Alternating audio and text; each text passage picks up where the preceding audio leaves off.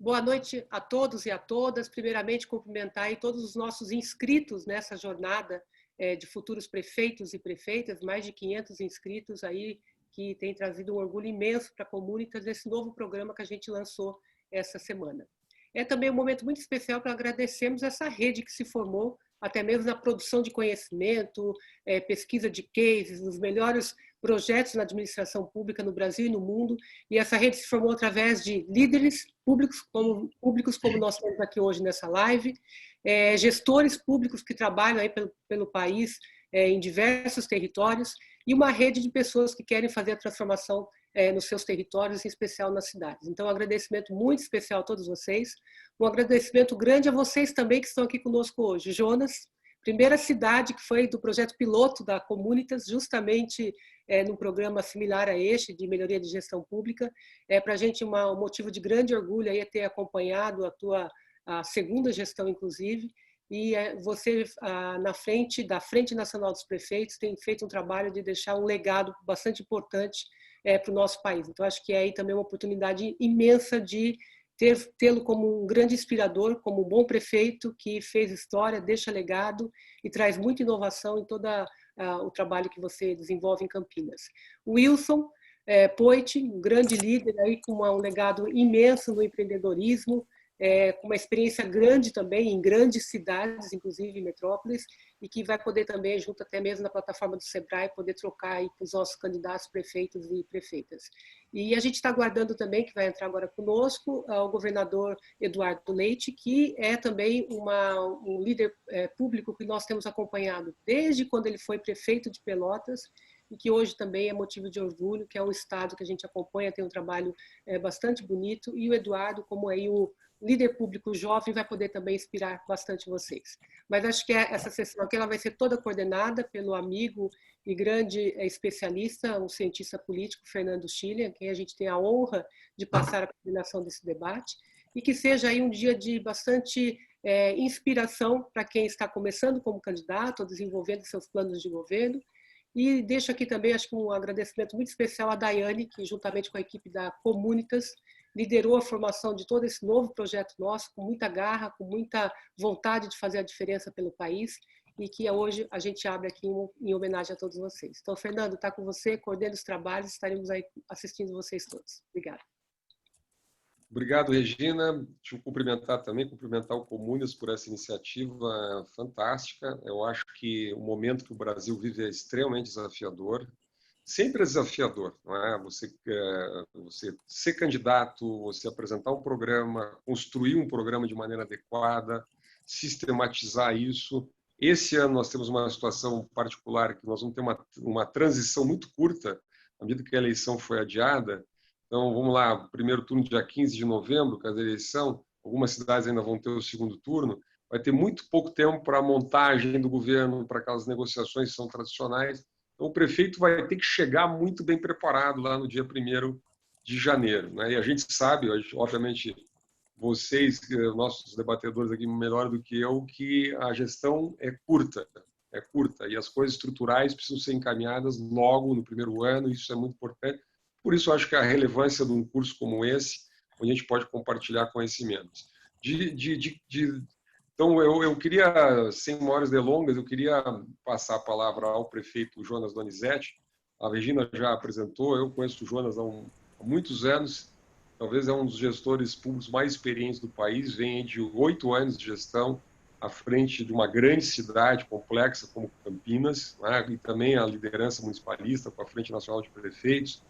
E, então, eu queria te perguntar, Jonas, vamos fazer uma estruturação, talvez uma introdução aí nos 10 minutos, pode ser, tanto para o Jonas como para o Wilson, depois para o Eduardo. Mas eu queria te provocar, Jonas, um pouco isso, quer dizer, do alto de uma gestão de 8 anos, quer dizer, como é que você vê o desafio de quem vai entrar agora? Vai entrar no pós-pandemia ou ainda durante um processo, uma crise econômica grande, crise fiscal enorme, demanda por serviços públicos, educação, saúde, muita gente vai sair do setor privado para o setor público. Então, é uma situação inusitada, mas vida de prefeito nunca foi fácil também, né, Jonas? Então, queria te ouvir sobre como é que tu vê esse desafio dos prefeitos que vão assumir a partir de 1º de janeiro. Bem, boa noite a todos. Cumprimentar o Fernando, que é o nosso moderador, cumprimentar o Wilson e um cumprimento especial à Regina, à Comunitas, pela oportunidade de conversar, de compartilhar ideias, e a todos que estão acompanhando o curso.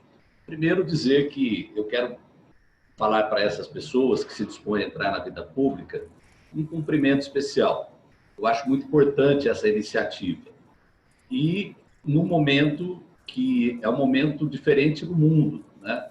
Eu acho que as pessoas estão à procura de uma liderança em que elas possam firmar a sua confiança e uma liderança que ela se identifique com o que as pessoas têm vivido no dia a dia. Eu vejo o próximo ano como um ano que as cidades vão ganhar um protagonismo maior. Isso já aconteceu agora na pandemia. O próprio governo federal reconheceu que o grande braço operador para as políticas públicas chegarem até as pessoas são os municípios. Tentou aí alguns programas que acabaram sendo bons, porque houve um compartilhamento de recursos. Esses programas não foram o suficiente, mas ajudaram muito. E eu acredito que fazer um plano de governo, que é sobre isso que a gente está conversando um pouco hoje, exige primeiro a humildade de ouvir, né? Não adianta você chegar com alguma coisa pronta e dizer que aquilo vai ser a solução para todos os problemas. Uma cidade, ela tem diversas aspirações. Então, cabe a quem vai governar a cidade ouvir a população, saber dosar quais são as preocupações. E o Fernando falou bem quando da apresentação. O período de 4 anos, ele passa muito rápido. Então, eu acho que o primeiro ano, ele é muito importante para você já desenhar como será o governo. E como todo planejamento, ele não pode ser estático, ele tem que ter uma mobilidade. Esse ano que nós estamos vivendo a pandemia é uma prova disso. Quando que na passagem de 2019 para 2020, nós esperávamos viver um momento como esse que nós estamos vivendo? Então, tudo aquilo que foi planejado teve que ser reestruturado por novas prioridades que surgiram.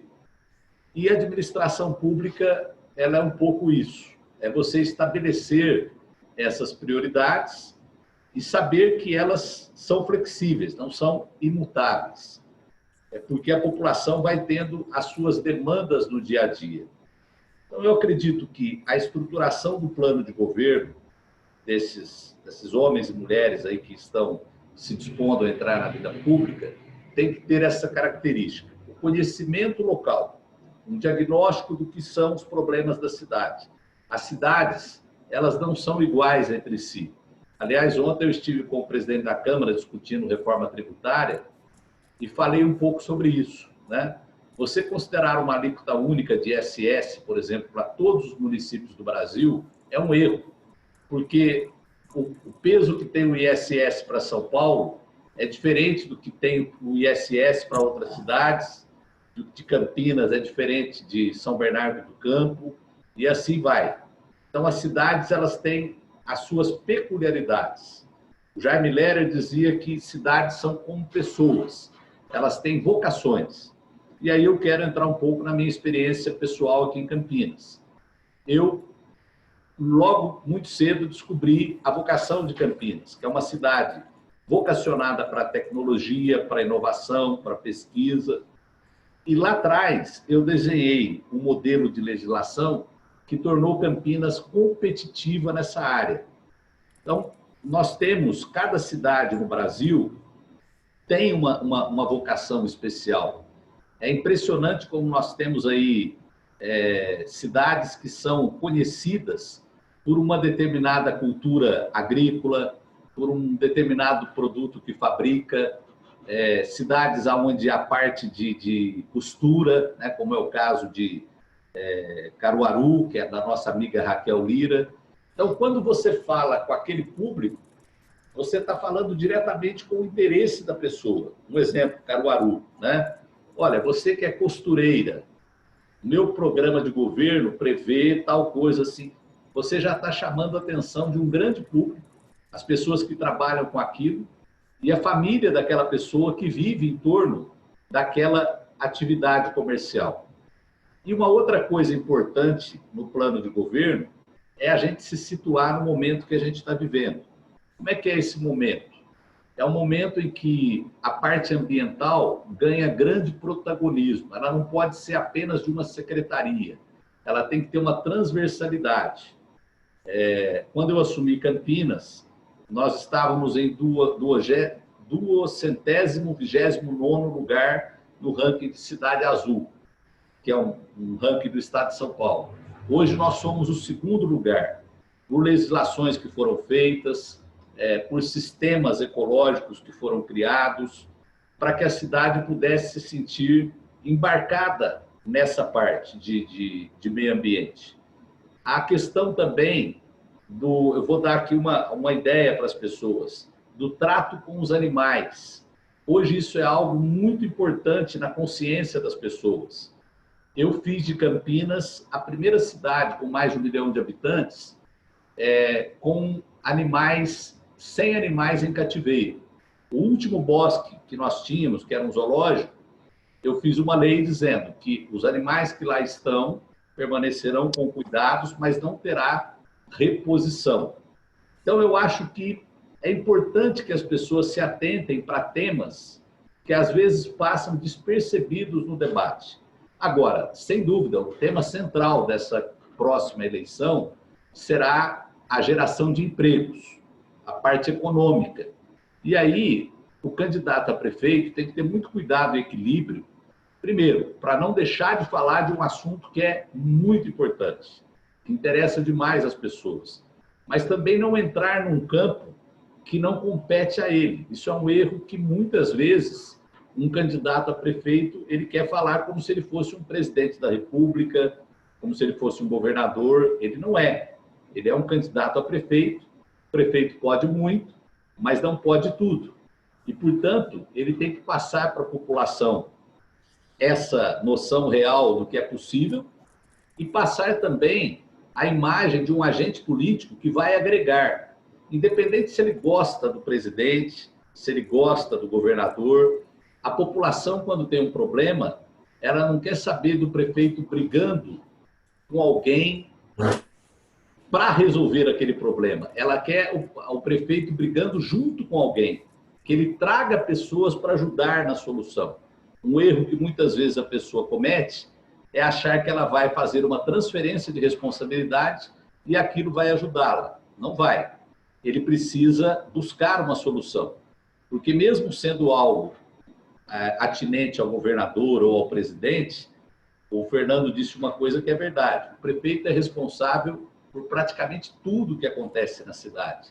Então, ele não pode tirar o corpo, tem que participar das conversas, dos debates e ser um agente político que possa trazer transformação para a realidade dura que muitas vezes a população vive. E, é claro, fazer uma opção de uma distribuição de renda, que esse é o grande problema do Brasil. Nós temos no Brasil, eu falo um exemplo, a minha cidade, Campinas. Eu falo que tem 3 cidades dentro de uma cidade. Nós temos 1.200.000 habitantes, nós temos bastante pessoas pobres, pela característica da população brasileira, nós temos bastante classe média, muita, e nós temos muitas pessoas com padrão alto de nível econômico, né? Então, você tem que conjugar essas 3 cidades. E, é claro, fazer com que o imposto arrecadado traga um equilíbrio social. Muitas vezes a pessoa fala, poxa, eu pago imposto, mas eu não tenho nenhum retorno para mim.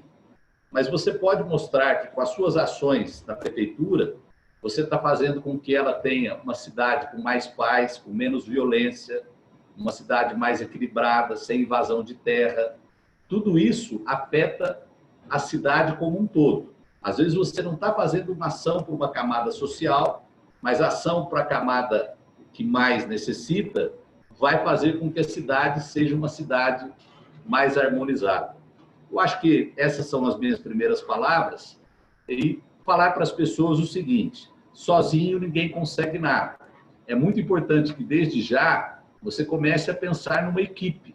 né? O Fernando também alertou. Esse ano a transição será pequena, porque além de ter o segundo turno, tem prestação de contas eleitoral. Então, os prefeitos eleitos, principalmente das cidades grandes, terão muito pouco tempo para se adaptar. Seria muito importante se ele já tivesse em mente aquelas pessoas que vão ajudá-lo na tarefa de governar a cidade.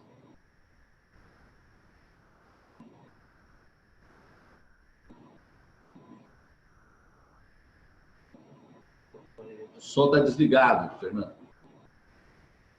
Vou ativar aqui, é coisa... Acho que deu agora, né? Tá bem. Acho que obrigado, Jonas, parabéns. O Jonas já demonstrou aqui que uma das qualidades, entre muitas, de um bom líder, de um bom, é cumprir exatamente o horário. O Jonas falou exatamente em 10 minutos, te agradeço muito, com muito conteúdo, Jonas. Depois voltamos aí nas perguntas, nas questões. Mas eu queria passar, então, agora a palavra ao Wilson Poit. Wilson Poit ele foi, durante muito tempo, um empresário, não é? Migrou para a gestão pública, durante muitos anos foi secretário na área de desestatização, tanto do governo Fernando Haddad como do governo João Dória, então tem uma visão que ultrapassa governos, partidos, não é? E agora dirige o Sebrae aqui em São Paulo. Então tem uma múltipla experiência em vários campos aqui, e eu queria te provocar, Wilson, para tu pensar exatamente, botar o teu chapéu de líder do Sebrae, mas também de secretário. Porque o Wilson ele enfrentou uma das questões mais prementes na vida brasileira hoje, que é o tema da desestatização, do tamanho do Estado, da eficiência do Estado, da parceria público-privada. Todos os prefeitos, depois eu quero ouvir o Jonas sobre isso também, vão encarar esse problema da parceria público-privada em amplos sentidos.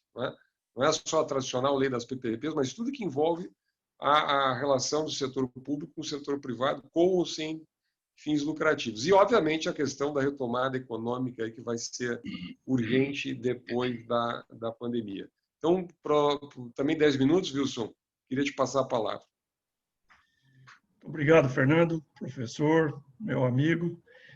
Uma honra muito grande estar convidado para estar aqui hoje. Queria agradecer a Regina, do Comunitas, cumprimentar o prefeito Jonas, governador Eduardo, e a todo mundo que está aqui com a gente hoje. Acho que tem mais sorte o candidato que participa desde já de eventos como esse, conversando e tendo ideias, né? Como disse o Fernando aí, eu tenho toda uma vida no setor privado. Eu tenho 61 anos e fui um empreendedor em série. Nasci no interior de São Paulo, em Oswaldo Cruz, fui criado em Rinópolis, então uma pequena cidade do interior. Então venho e acompanho a história toda e a dificuldade que é para todos os prefeitos, né, para as cidades, principalmente para as cidades pequenas. Depois de uma vida de várias tentativas e fracassos, tive uma empresa que é a Poit Energia, uma empresa de muito sucesso que eu vendi 8 anos atrás, e como o Fernando disse, eu, através da Endeavor e tal, que é uma ONG, resolvi, cada um escolhe uma coisa depois. Eu virei contador de histórias, conselheiro de empresas e trabalhei com os últimos 3 prefeitos aqui de São Paulo como um voluntário. Fui secretário do prefeito Fernando Haddad, do prefeito João Dória, agora do Bruno Covas, então as últimas 2 legislaturas. E agora estou como superintendente do Sebrae para o estado de São Paulo. Como disse o prefeito Jonas, passa muito rápido. Então, a primeira coisa que eu queria dizer para os candidatos que estão aqui é que o tempo é muito rápido, o mandato tem que começar principalmente montando um time. Acho que a coisa importante que foi falada desde já, começar nas pessoas, pensar em quem vai te ajudar. Porque o que vai fazer diferença é trazer pessoas muito boas para o governo. Eu vou começar, então, aqui, eu ia falar também, mas vou começar já pela pergunta do Fernando, e depois vou dar uma passada no que o Sebrae pode ajudar e vai ajudar esse ano os candidatos.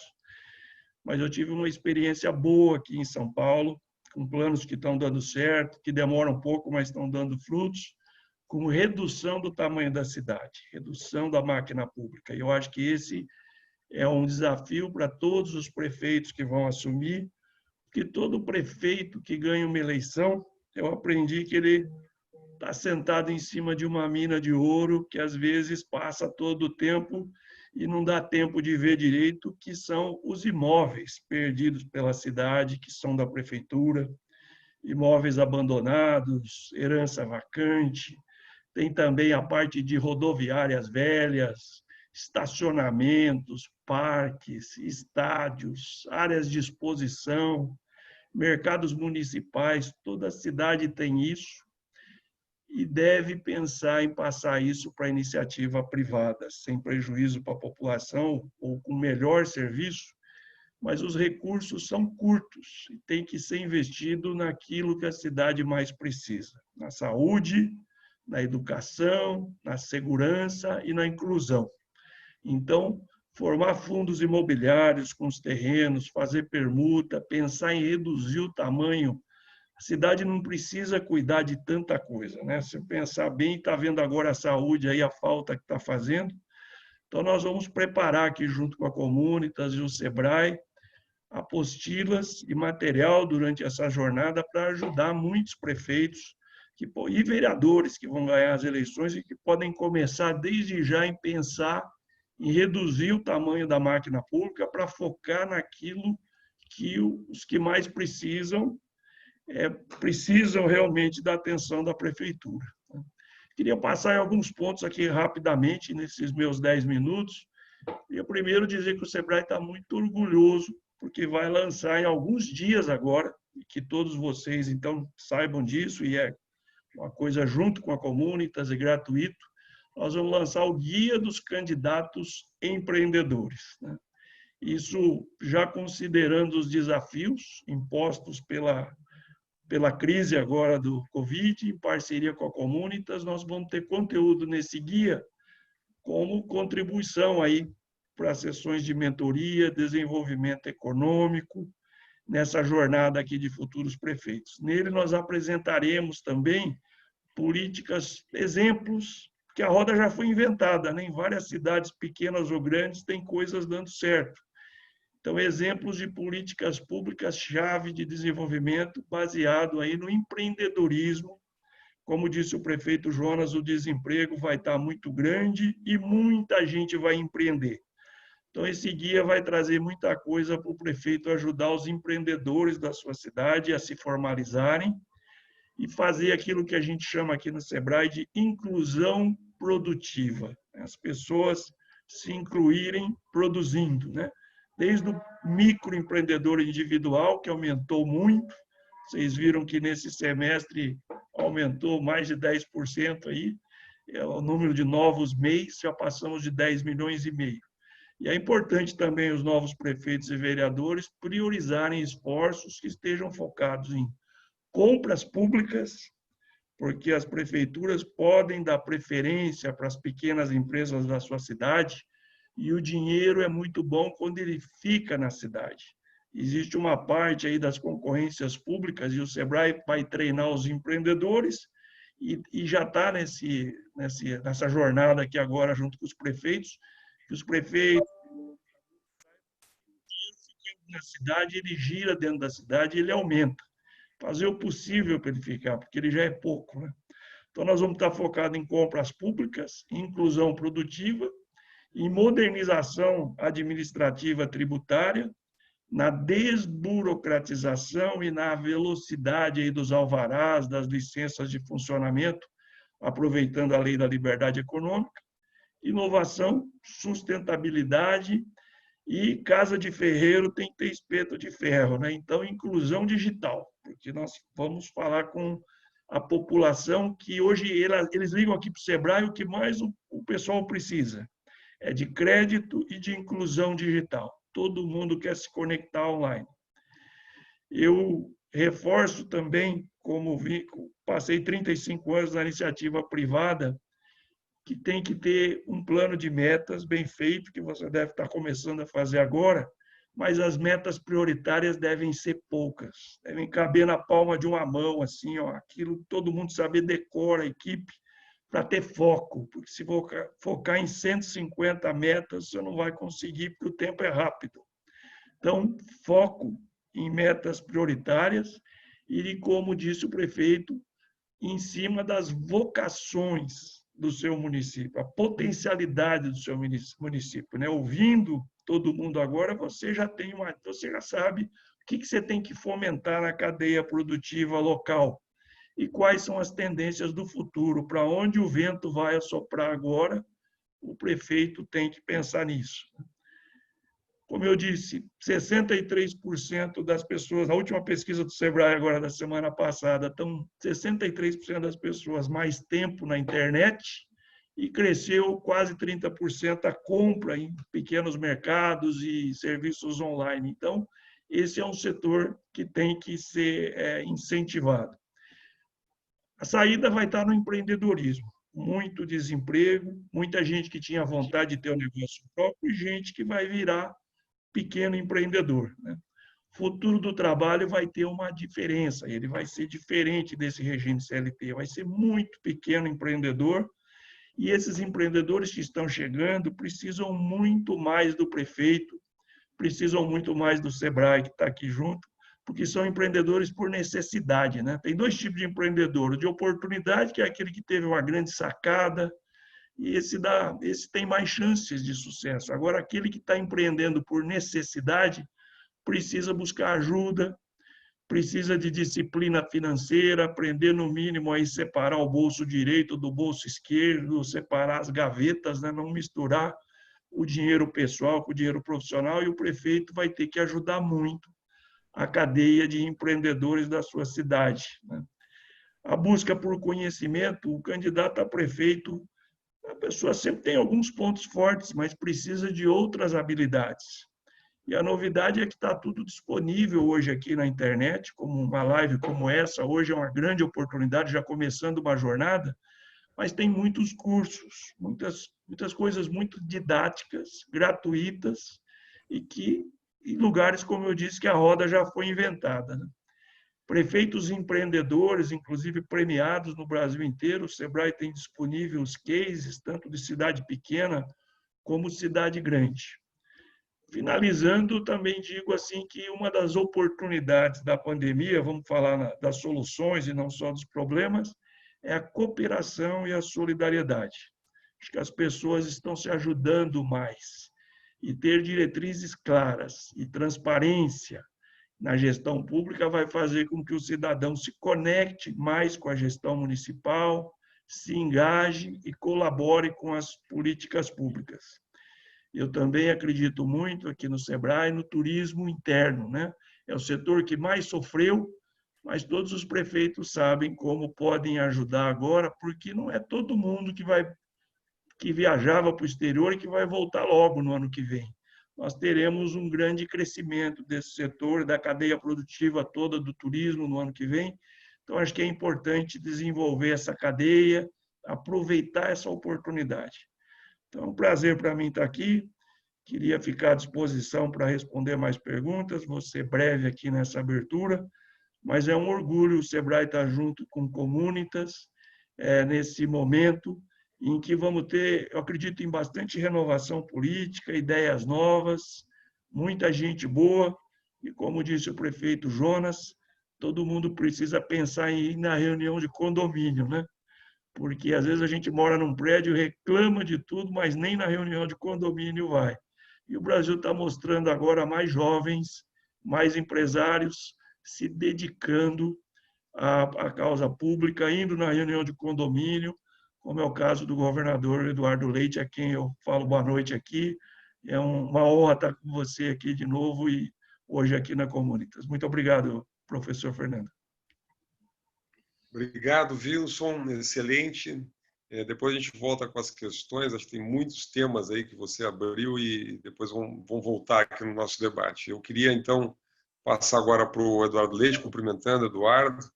E já vou pedir para ele ligar o microfone ali, porque essas lives a gente sempre acaba, às vezes, esquecendo. Mas, enfim, é uma grande satisfação estar junto com o Eduardo aqui. Também o Jonas já fez a sua exposição inicial, depois o Wilson. Nós temos entre 10 e 15 minutos aí, Eduardo, fica bem à vontade. O Eduardo Leite, bom, é conhecido por todos, né? Além de ser o governador do Rio Grande do Sul nesse momento, né? Ele foi prefeito de Pelotas, uma cidade grande porte para o padrão do Rio Grande do Sul, se não a segunda, terceira maior cidade do estado, depois o Eduardo pode me corrigir, com um orçamento relativamente baixo para o tamanho da cidade. Então é um esforço, digamos assim, é um desafio grande, e o Eduardo conseguiu sair com mais de 80% de aprovação. Então alguma mágica ele fez lá. Estou brincando aqui um pouco para se contrair, mas tem algum segredo nisso. Talvez não tenha segredo nenhum, né? Planejamento, trabalho, disciplina, o Eduardo tem de sobra. Então eu queria que tu contasse um pouco para a gente, Eduardo, como é que foi essa chegada na prefeitura, planejamento, porque o nosso foco aqui é exatamente contar um pouco para quem é candidato agora, quem é corajoso para ser candidato agora e vai assumir as prefeituras a partir do dia 1º de janeiro, numa situação muito particular. E, por último, lembrando que o Eduardo, agora como governador, no primeiro ano do governo dele, encarou 2 reformas difíceis, a reforma da Previdência e a reforma administrativa no estado do Rio Grande do Sul, que cá entre nós é um estado que às vezes é difícil de fazer reformas, né? E o Eduardo conseguiu fazer isso, criando inclusive uma ampla aliança política no estado. Então, se puder em 10, 15 minutos contar tudo isso, eu sei que é difícil, Eduardo, mas qual é a tua grande, as recomendações, enfim, para essa turma que está assumindo os governos a partir do dia 1º de janeiro? Bem-vindo. Obrigado, Schiller. Quero te cumprimentar aqui ao prefeito Jonas Donizete, meu ex-colega de Frente Nacional dos Prefeitos, que hoje ele preside, e que é uma alegria te reencontrar, Jonas.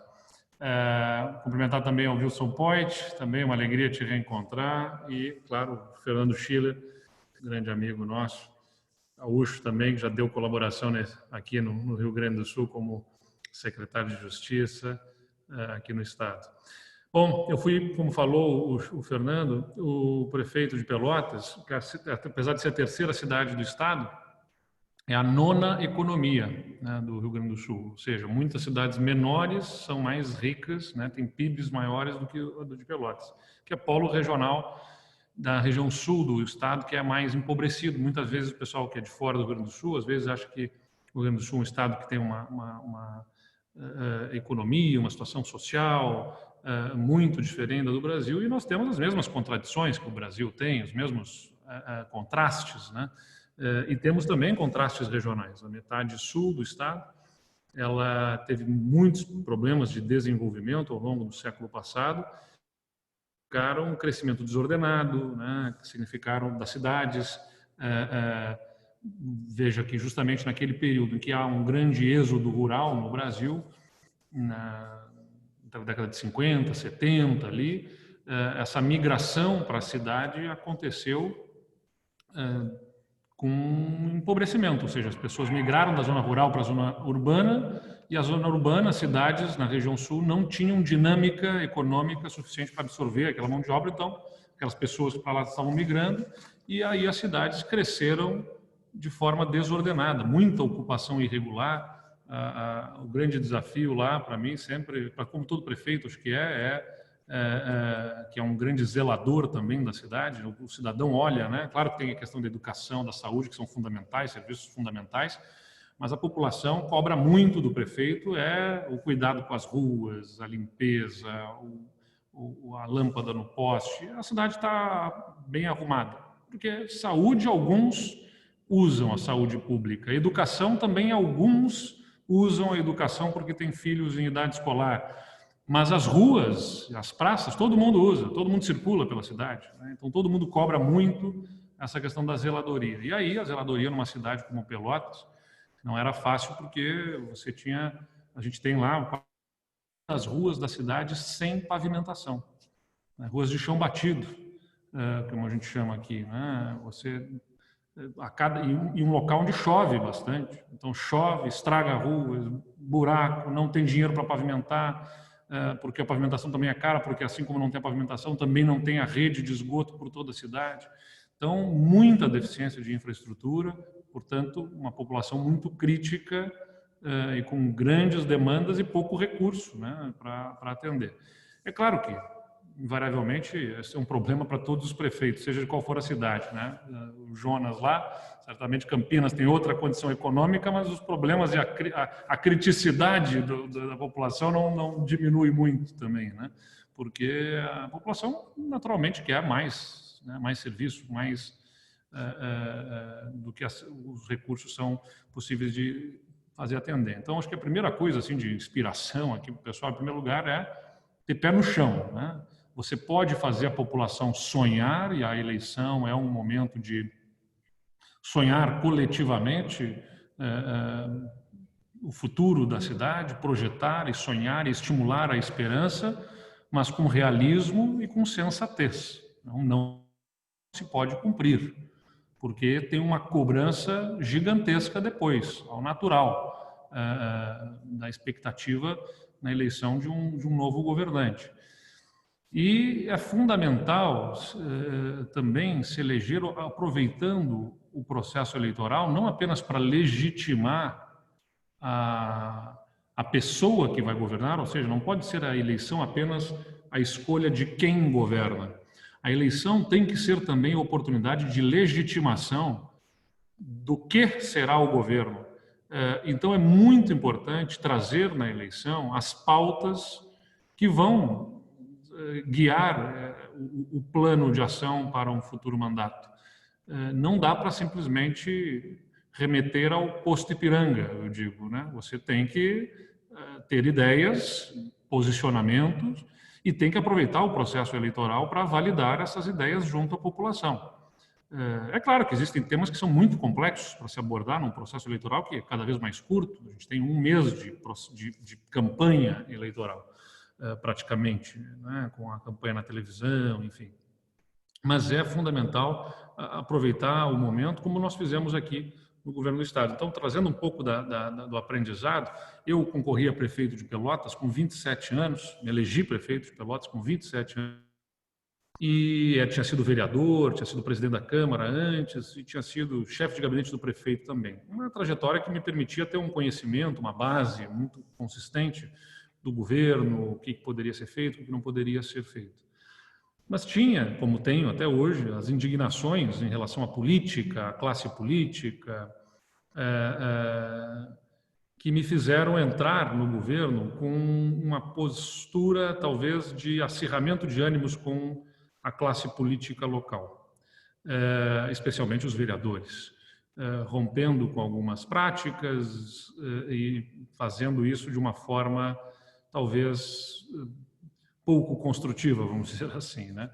O que me gerou graves problemas políticos, de onde extraí enorme aprendizado, porque me criou embaraços e dificuldades para a gestão no primeiro ano de governo, mas que bom que aprendi rápido o suficiente para poder corrigir rumos em termos de relacionamento político e assim ter apoio suficiente para governar a minha cidade e conduzi-la às condições de viabilizar recursos de financiamento e ajustes nas contas da cidade o suficiente para traduzir em resultados concretos, né, para a população nas diversas áreas, na saúde, na educação, na estrutura urbana, a ponto de obter a aprovação com a qual nós terminamos o mandato. Então, e também desse aprendizado trago para o governo do Estado, aí já com esta trajetória, na semana seguinte da minha eleição de governador, a primeira coisa que eu fiz foi ir à Assembleia Legislativa, sentar com cada uma das bancadas e conversar, dialogar. E, inclusive, né, o partido que disputou o segundo turno conosco na eleição, que era o PMDB, com quem já tínhamos estado juntos em governo em outras oportunidades, aqui no Rio Grande do Sul sempre o PT esteve no segundo turno, então havia uma aliança que sempre se formava ao natural na oposição ao PT, né, dentro de um campo político que reunia sempre o PSDB e o PMDB. Pela primeira vez, na minha eleição, o PT ficou de fora do segundo turno aqui no Rio Grande do Sul. E isso, se para um campo político significou uma vitória, por um lado, não ter um adversário comum no segundo turno, nos colocou como adversários, né, PSDB e PMDB. O que gerou, né, naturalmente, uma disputa política que poderia resultar em dificuldades de governabilidade. Então, já no processo eleitoral, né, o cuidado era de, de um processo eleitoral, evidentemente, uma disputa, né, que tem os seus tensionamentos, não deixar isso gerar problemas e constrangimentos para o futuro governo. E logo depois da eleição também sentamos com o PMDB para que ele pudesse estar conosco. O que eu dizia a eles era, olha, termos nos enfrentado, né, num processo eleitoral não significa que nós estejamos em campos opostos. Estivemos em candidaturas diferentes, pleiteando o voto popular, mas não temos um abismo que nos separa aqui. E estivemos juntos em relação ao adversário comum. Em outras oportunidades, não podemos fazer com que a eleição em que nós conseguimos deixar esse adversário comum no meio do caminho tenha feito isso significar a nossa própria divisão no nosso campo e trazer dificuldades para governar o Estado. Então, convidei o PMDB para integrar o governo. O que eu quero trazer com essa história aqui que eu estou contando é que é muito importante fazer política. E política não se confunda aqui com a politicagem, com o toma lá da cá, com a oferta de dinheiro ou cargos para conseguir conquistar apoio. Política significa sentar, conversar, a agenda do outro, as prioridades do outro, para que a gente possa construir convergência. E você tem que construir essa convergência em torno de uma agenda, porque senão aí é política simplesmente para se manter no poder, né? Você tem que ter muita clareza de qual projeto você quer implementar. Nós entramos no governo do Estado sabendo que um Estado com profundo desequilíbrio como o Rio Grande do Sul precisaria reformar carreiras de servidores, fazer reforma de previdência, privatizar empresas. E tudo isso, aí eu junto aqui as peças, né, foi falado na campanha eleitoral como oportunidade de legitimar junto à população esta pauta, esta agenda, para depois poder trazê-la diante da Assembleia e construir alianças políticas para fazer essa agenda prosperar. Então, valida com a população, para que não seja uma surpresa para o parlamento esta agenda, para que você tenha autoridade para levar essa agenda adiante e forme alianças políticas para sustentar essa agenda. Mas antes de qualquer coisa é preciso ter agenda. Então tem que ter muita clareza, né, de quais são as prioridades no seu município. Acho que no contexto fiscal que nós estamos vivendo, contexto econômico que nós estamos vivendo, as reformas estruturantes serão fundamentais em qualquer nível de governo, qualquer prefeito. Tem um ditado que diz que custo é que nem unha, tem que cortar constantemente. Então, haverá, por melhor ou por menos ruim que seja a situação fiscal do município, para quem alguém aqui esteja concorrendo, haverá onde fazer reforma, haverá espaço para reduzir despesa, para reduzir desperdício de gasto. Não é um problema, no Brasil foi muito tratado como a corrupção é um grave problema que deve ser enfrentado, mas para muito além da corrupção há desperdício enorme de recursos públicos geridos de forma errada, né, e que escorrem aí por estruturas de gasto, especialmente na folha de pagamento, que é o que toma muito espaço nos orçamentos, com pouca eficiência nas entregas. E se quiser entregar resultados para a população ao final do mandato, vai ter que enfrentar logo no primeiro ano de mandato os temas mais espinhosos, promovendo as reformas já no primeiro ano, aproveitando o calor das urnas, do voto popular, para poder fazer essas reformas. E só vai poder fazer se tiver validado na eleição também. Então, ter agenda, deixar claro na eleição qual é essa agenda. Evidentemente, como eu falei, não, pela complexidade de alguns assuntos, não se há tempo de entrar em detalhes, mas é importante deixar claro o que se pretende fazer e construir alianças políticas que viabilizem dessa agenda é fundamental para que se saia governando já no primeiro ano. O primeiro ano não pode ser estágio para aprender a governar. O primeiro ano é o ano mais importante do governo. É quando você semeia, né, aquilo que vai frutificar ao final do seu mandato. Se desperdiçar o primeiro ano para aprender, vai ter graves problemas ao longo do mandato, porque coisas que só poderiam ter sido feitas no primeiro ano já não, ou serão feitas tardiamente sem ter a oportunidade de colher os frutos, ou sequer serão possíveis de ser levadas adiante. Acho que esse é o recado inicial, Sheila. Obrigado, Eduardo. Excelente. Nós voltamos logo depois aqui nas questões. E eu vou encaminhar agora uma questão para cada um e fiquem à vontade com o tempo, a gente vai conduzindo aqui. Para o Jonas, eu queria perguntar, Jonas, com base na tua experiência, primeiro te deixar à vontade, se quiser fazer algum comentário sobre alguma questão que o Wilson colocou, que o Eduardo colocou, que te chamou a atenção, fique inteiramente à vontade, tá?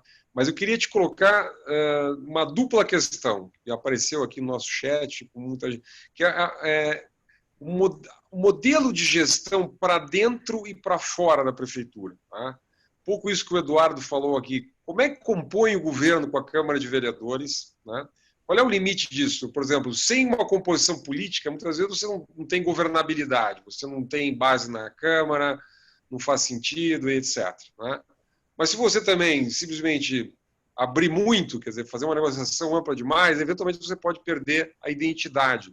Ou esse problema não existe. Então, como é que se faz essa gestão política? Você é reconhecidamente um expert nisso, nesse tema, no diálogo, na capacidade exatamente de compor, de buscar consenso, etc.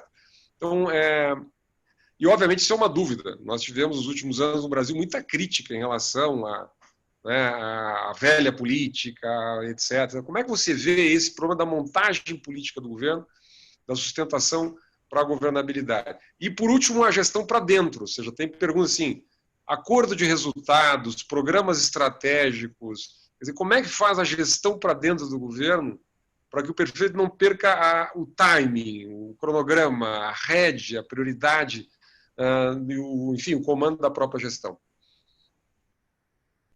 Fernando, eu quero primeiro ressaltar que sim, eu acho que a exposição do Eduardo focou muito nessa relação política entre executivo e legislativo. Eu acho que, no meu caso, eu decidi ter uma pessoa que eu chamei de secretário de Relações Institucionais, que é uma pessoa muito vocacionada para o diálogo, né, muito talentosa no trato com as pessoas, e eu coloquei nessa secretaria duas funções primordiais. Uma, relação com o legislativo, e a outra, a relação com a sociedade organizada. Né? Então, o que eu procurei fazer? Todo problema que fosse ter na cidade, eu procurava me antecipar e trazer ele para dentro da prefeitura, dentro do meu gabinete, e tentar um debate antes que ele eclodisse na sociedade. Campinas, por exemplo, foi uma cidade muito marcada por invasões na década de 90, ocupações de terra. Isso criou uma desestabilização muito grande na cidade. Eu estou falando aqui de cerca de 150 mil, 200 mil pessoas, um número muito exagerado. Né?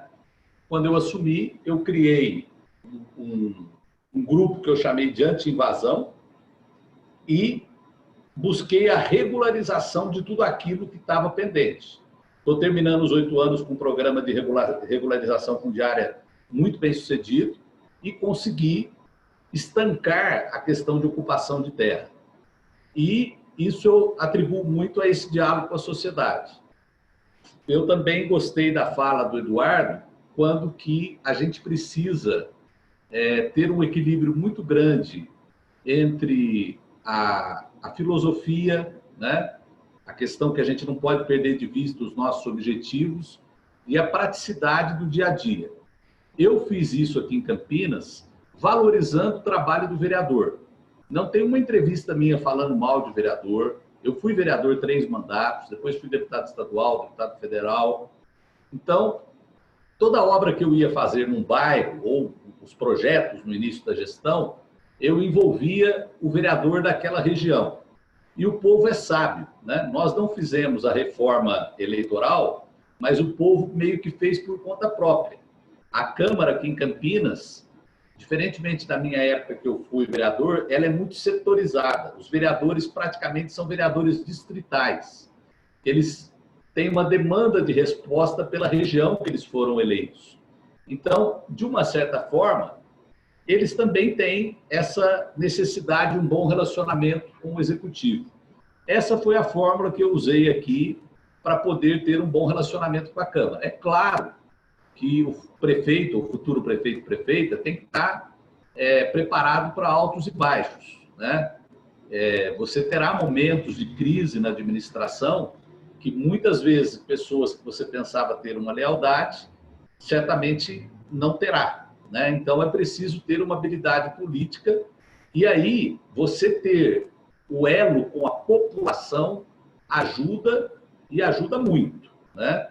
Porque um governo, vamos usar um exemplo que talvez não seja dos melhores, mas o governo Bolsonaro hoje se sustenta dessa forma. Ele não tem um apoio muito grande no legislativo, mas ele tem um certo apoio numa camada da população.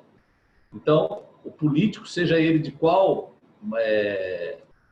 matriz ideológica ele seja, ele vai sempre ponderar quando o governo estiver forte com a população, antes de romper, antes de tomar qualquer atitude.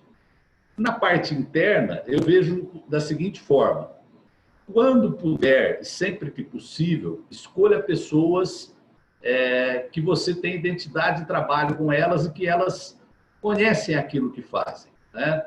É muito difícil você colocar, por exemplo, numa secretaria de saúde, numa secretaria de educação, pessoas que não têm uma noção daquilo que vai ser a tarefa dela, né? Além do que você pretende no seu programa de governo, você precisa ter um agente executor. Muitas vezes você pode ter um grande nome numa área de saúde, mas ele não é um bom executor. Então, você precisa buscar essa qualidade. Se você tiver que ter um secretário para te dar uma sustentabilidade social, não falo só nem política, né? Às vezes você precisa de um nome. Vou dar um exemplo claro aqui, até de governo estadual. Eu não vejo o Meirelles como um secretário que põe a mão na massa todo dia ali. Ele é mais uma figura representativa. E, certamente, embaixo dele ali tem um agente executor das políticas públicas, né? Eu acho que no município, em menor escala, você precisa ter esse agente. E aí, claro, que de tempos em tempos, você tem que ter essa cobrança de resultado. Você põe lá uma meta, que certamente no poder público é diferente do setor privado. Eu já falo, começa pelo direito, né? O direito privado fala que o que não é proibido pela lei você pode fazer. O direito público, o que a lei não permite, o que a lei deixa de permitir, você não pode. Você precisa ter uma lei te autorizando a implementar uma política pública, né? Então é a permissão da lei. Você pode ter a melhor ideia do mundo, que se você não colocar no papel, não transformar em lei, você não consegue aplicar aquela ideia. Então, o tempo do poder público é muito diferente do poder privado. É por isso que nós temos grandes empresários, pessoas muito bem realizadas na vida particular, na vida privada, que às vezes se dispõem a entrar na vida pública e ela própria tem grande decepção e o povo também, porque é uma coisa muito diferente, né? Então, eu vejo que você tem que, na sua equipe, ter uma meta final e ir tendo parâmetros para ver se você está chegando naquele objetivo.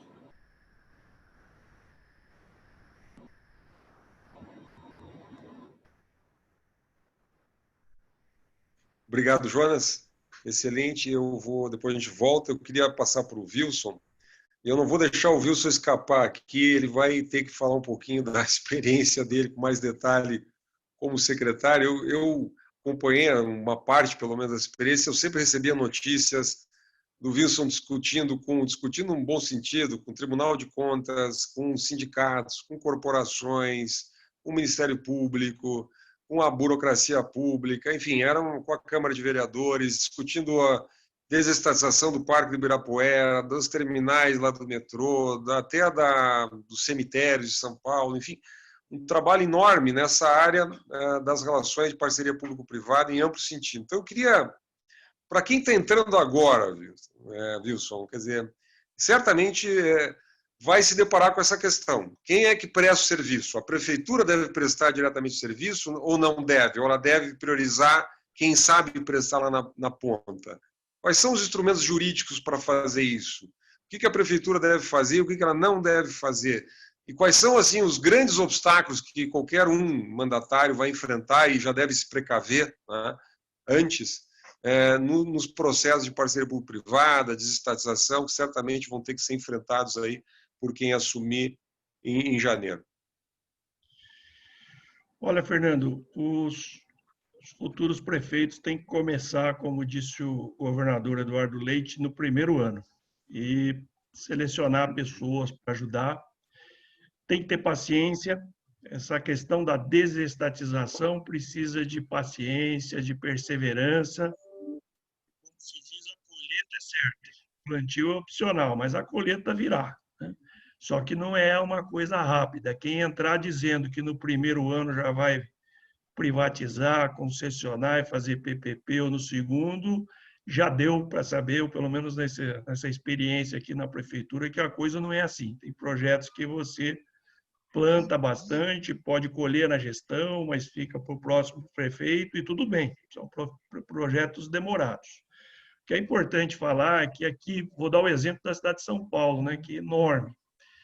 Nós temos uma desigualdade social enorme. Se sair de onde eu estou aqui no Sebrae, rodar 20 quilômetros, não precisa ir para o Nordeste, não precisa ir para o Sul, para qualquer outro lugar, para a Amazônia, andar aqui dentro de São Paulo, 20 quilômetros para qualquer lado, eu vou passar por comunidades onde a desigualdade é enorme. As pessoas precisam de creche, precisam de saúde, vivem 20 anos menos do que a média de vida da população. Então, é isso que precisa de investimento. E ao invés de terminar os hospitais, de fazer essas creches ou de fazer as unidades de saúde, uma prefeitura como a de São Paulo, quando eu comecei aí esses projetos, você tem que cuidar de um autódromo como Interlagos, com 1 milhão de metros quadrados, cada prova de Fórmula 1, poucas pessoas sabem, mas a prefeitura subsidia isso com mais de 50 milhões todo ano, ou pelo menos era assim. Cuidar do AMB, um pavilhão enorme, por onde já foi vendido o PIB do Brasil, mas sucateado.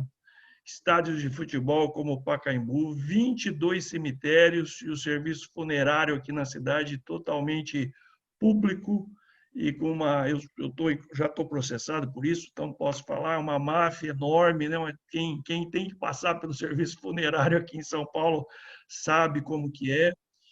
E milhares de imóveis que a prefeitura nem sabe que às vezes tem, sabe? A prefeitura paga aluguel de um monte de secretarias, de um monte de coisa, mas quando nós falamos a primeira vez em 2.000 imóveis, depois 3.000, 5.000, a população não acreditava nisso direito. Mas são muito mais, e toda a cidade tem muita coisa abandonada. Além de 109 parques, o Ibirapuera é o mais conhecido, mas tem muito parque aí. E gasta-se muito dinheiro e está sempre no escuro, sempre faltando segurança, né?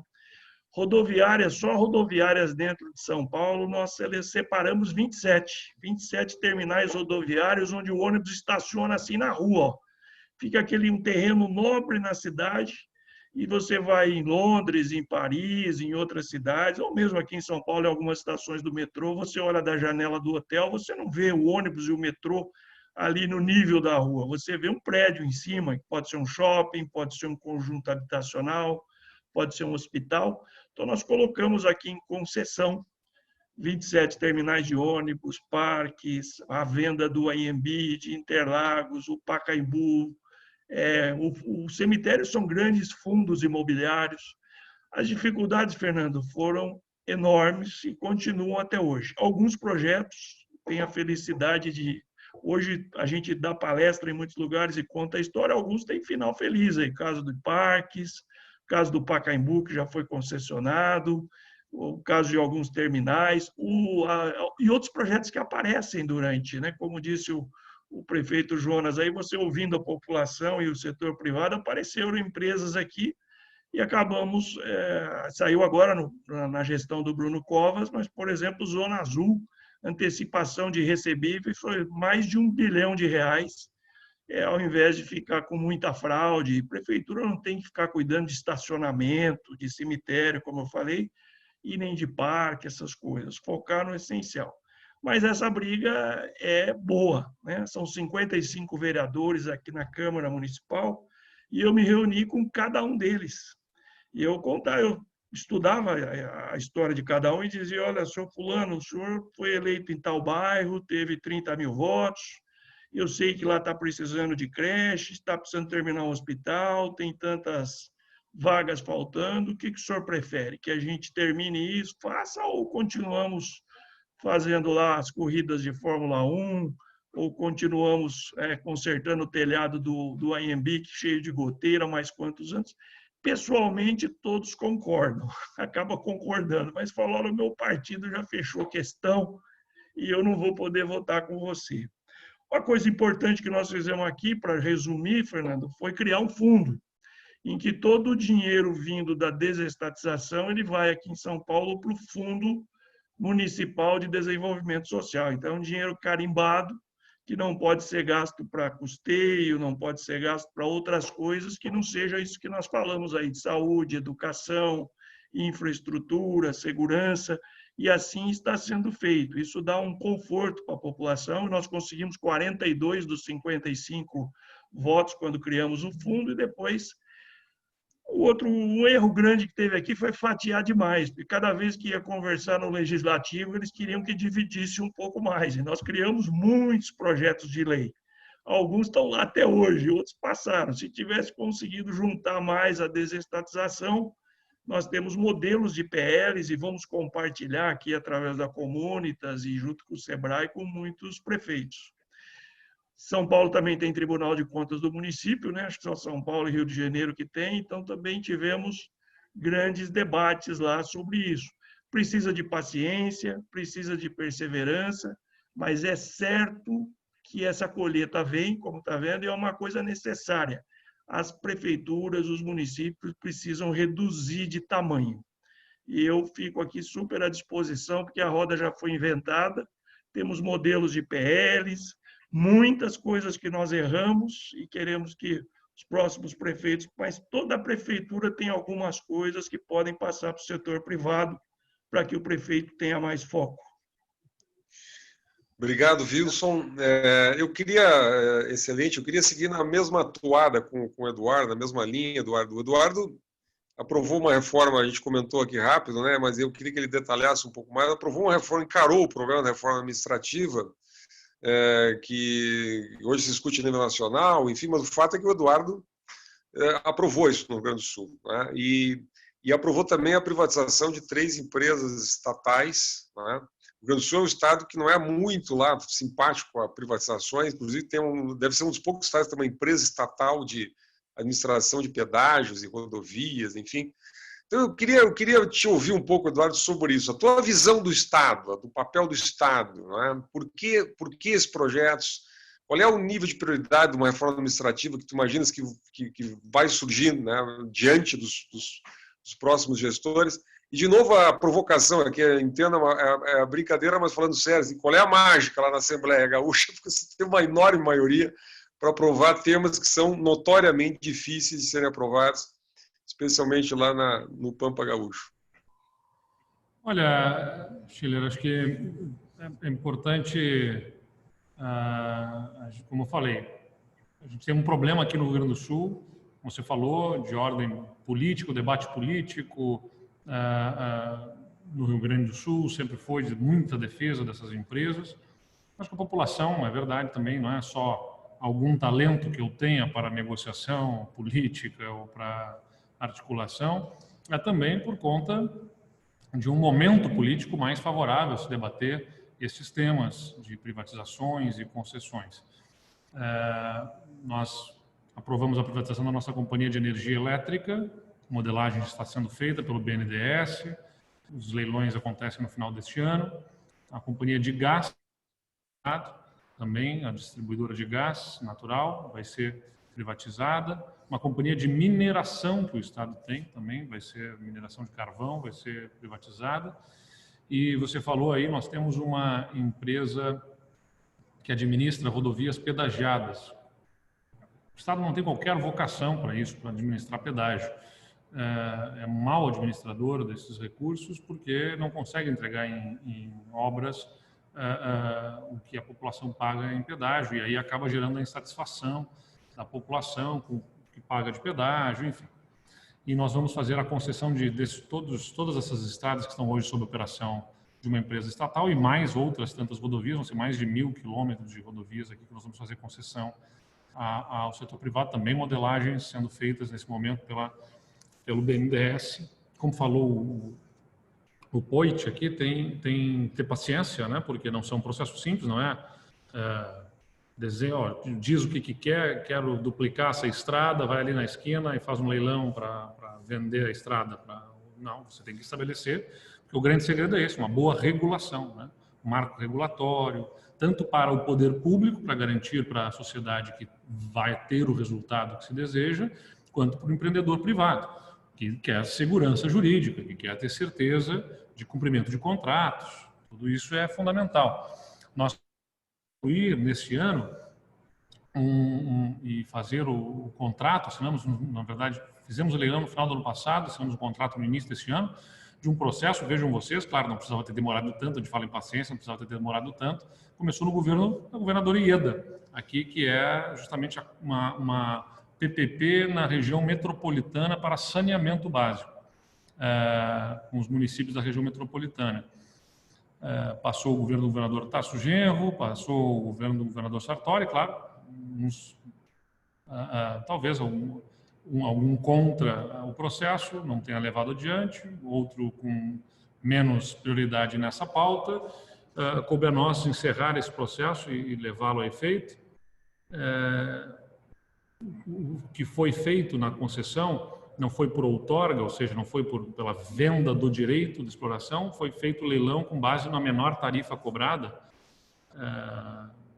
que vai refletir para o usuário, a menor cobrança para a nossa companhia de saneamento, na verdade, que vai pagar, na verdade, como a parceira privada, com um deságio de 37%, o que significa que o parceiro privado vai fazer o que o poder público estimou necessário em 30 anos de investimento e manutenção, por 37% menos do que o poder público seria o custo.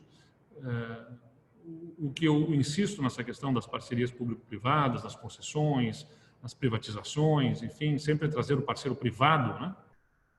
É porque nem que me colocassem, especialmente o saneamento, para mim é um grande exemplo, agora a gente está com o processo do marco regulatório do saneamento, aliás, candidatos a prefeito aqui, né? O município é o titular do serviço de saneamento, então, em determinadas localidades aqui, é bom se apropriar dessa informação, como é que está o contrato da concessão, do saneamento, se ele está sendo cumprido, se tem contrato, né? Se a empresa é estatal, se ela está cumprindo o contrato, porque senão o prefeito vai ter que negociar isso com a empresa que está operando, seja ela estatal, que às vezes acho que as pessoas se confundem. Alguma pessoa que pode não ser tão ligada ao assunto acha que a empresa é do Estado e o serviço então é do Estado. Não, o serviço é municipal. A empresa é do Estado, eventualmente, na maior parte dos casos, mas o serviço é municipal. E se não está a contento, o município pode eventualmente até romper esse contrato de concessão. Mas o que eu queria chamar a atenção é que mesmo que passasse um cheque para mim com todo o recurso necessário para o investimento, para o saneamento, estaria pela parceria com o setor privado. Porque não é só uma questão do valor, é uma questão da eficiência com que o dinheiro é aplicado na iniciativa privada. Só dando um exemplo no setor do saneamento, se você vamos supor que custa 500 milhões de reais para universalizar tratamento de esgoto no seu município. Se lhe botarem um cheque na mão aí, uma transferência, já que cheque não se usa mais, uma transferência bancária, aproveitando que ainda não tem a nova CPMF aí de volta, né, que não vai pagar o IOF, brincadeiras à parte aqui, com essas discussões que estão aí acontecendo, mas vamos fazer uma transferência para a conta da prefeitura de 500 milhões de reais, você vai ter que licitar o projeto para fazer as obras. Depois vai ter que fazer a licitação de cada um dos itens, da rede coletora de cada bairro separadamente. Vai ter que fazer a licitação de um coletor geral separadamente. Vai ter que fazer a licitação da estação de tratamento de esgoto separadamente. Quando vê, você tem dezenas de licitações, fatalmente, alguma delas vai dar um problema que a empresa quebrou, ou que entrou judicialmente, embargou, parou, seja o que for, e você vai ter uma rede de esgoto que leva o esgoto para um lugar geral não ficou pronto, ou a estação está pronta, mas o coletor não foi concluído. Acaba se tornando mais complexo, mais caro, né? Pouco eficiente. Então, num contrato de parceria com o setor privado, você contrata o resultado. O governo deixa de ser o gestor do meio, né? É como operar um hospital. Ao invés de você se tornar um gestor de recursos humanos do hospital, você se torna um cliente contratando o que você quer. Não me interessa se vai ter o contrato com o CNPJ, com os recursos humanos, ou diretamente, pessoa física, carteira assinada de um jeito ou de outro, se vai comprar o equipamento ou se vai alugar. O que me interessa quero tantas cirurgias, tantos exames, tantas consultas, e você contrata o resultado para a população. Então, o governo precisa reconhecer as áreas onde ele efetivamente deve atuar com prestação direta dos serviços e onde ele pode ter um serviço público prestado pelo setor privado, em que ele contrata, regula, disciplina, orienta, mas não é o executor direto. É claro que não é simples formar convergência sobre isso. E daí que é de muito diálogo. Quem está se prestando a entrar na vida pública tem que ter disposição e paciência para dialogar muitas vezes. Muito, vai gastar saliva, né, e paciência também. Eu brinco que de tantos sapos que eu tenho que engolir, o meu estômago já é um brejo, porque é tanta coisa que a gente tem que escutar que a gente não gostaria, né? Mas a gente tem que, com paciência, ouvir, conversar, dialogar, entender até a incompreensão do outro, né? Porque muitas vezes uma pessoa ela tem as suas circunstâncias, o seu contexto, lida com uma realidade, a desconfiança da classe política, enfim, você tem que entender tudo isso e tem que buscar formar esta consciência na sociedade, diminuir as pressões, as arestas, os tensionamentos. Eu também, quando assumi o governo do Estado aqui, a gente falou sobre a reforma da Previdência, tão profunda que a gente fez aqui, não é simples, a gente mexeu na carreira dos professores e dos policiais ao mesmo tempo, aqui no Rio Grande do Sul, duas categorias que se mobilizam muito, professores e policiais. Nós alteramos, fizemos a reforma administrativa que acabou com as vantagens temporais, com anuênios, triênios, quinquênios. A cada 3 anos tinham 5% de aumento, a cada 15 anos tinham 15% de aumento, e uma série de outros benefícios e vantagens que se incorporavam na carreira e depois na aposentadoria.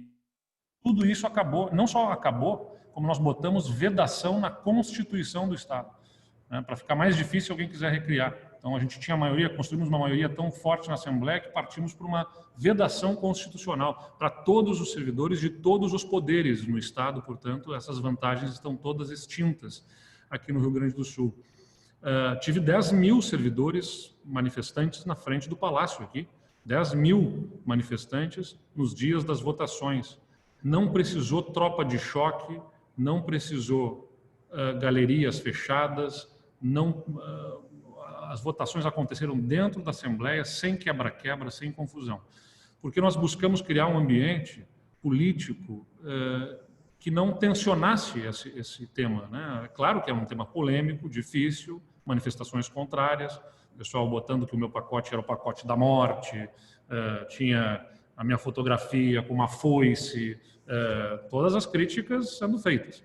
Mas não houve quebra-quebra. Por quê? Porque uma das ações que eu fiz foi ir pessoalmente à sede de cada um dos sindicatos como governador. Sentamos com eles, apresentamos para eles, fiz 15 apresentações para cada um dos sindicatos, dos policiais militares, dos policiais civis, dos agentes, na sede deles.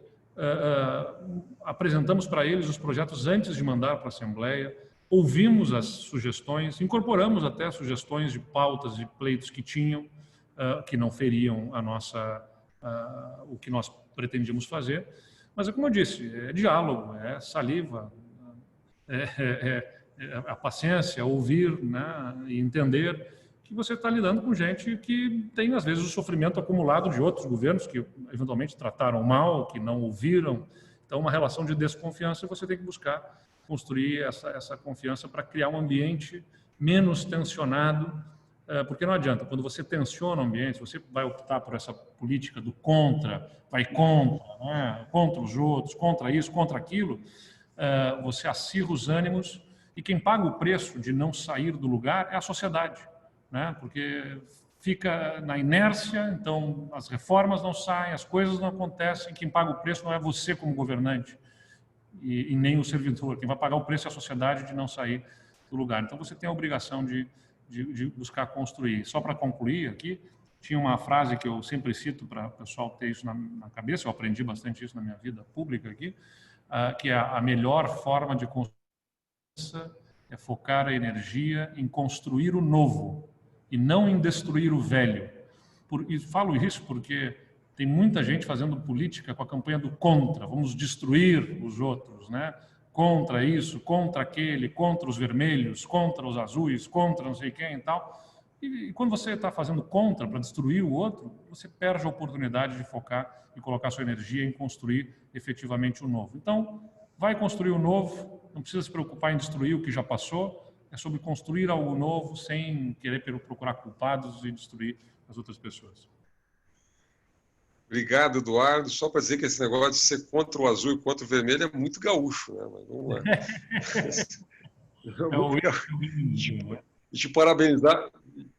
Te parabenizar por essas 15 reuniões com os sindicatos, que já é um bom toque aí para os nossos candidatos e futuros prefeitos para ver o nível de empenho, de sola de sapato, enfim, de paciência para produzir uma reforma. Vai ter gente aqui que vai pensar, depois disso vai pensar assim, não sei bem se eu quero concorrer. Pois é, uma das missões nossas aqui é dar, digamos assim, dar real, né? Então as pessoas, mas certamente é um incentivo também, eu acho brilhante. Obrigado, Eduardo.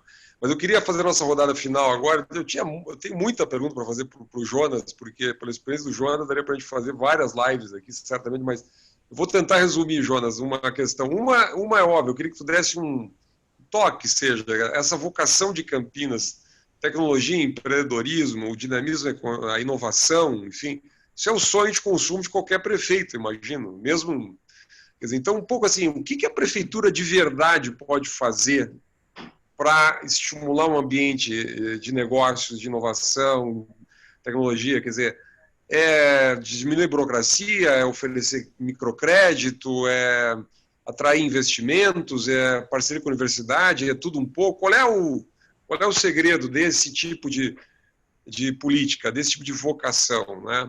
E eu queria também te ouvir rapidamente qual é a tua visão sobre o tema que o Eduardo tocou agora, do novo marco do saneamento básico.